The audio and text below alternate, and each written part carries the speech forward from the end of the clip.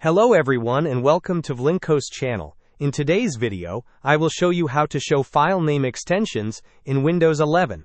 And now, let's get started.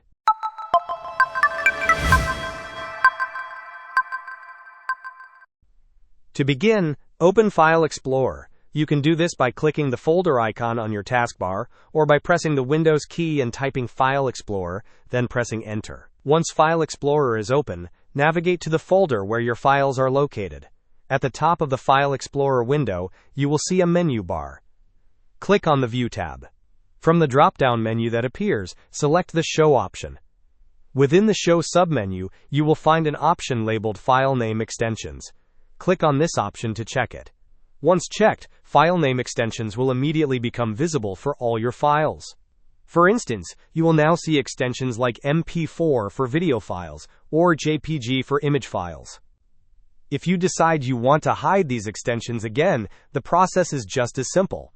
Return to the same View tab in File Explorer, navigate to Show, and then uncheck the File Name Extensions option.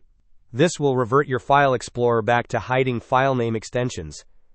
Hope this was helpful. Don't forget to like and subscribe if you enjoyed.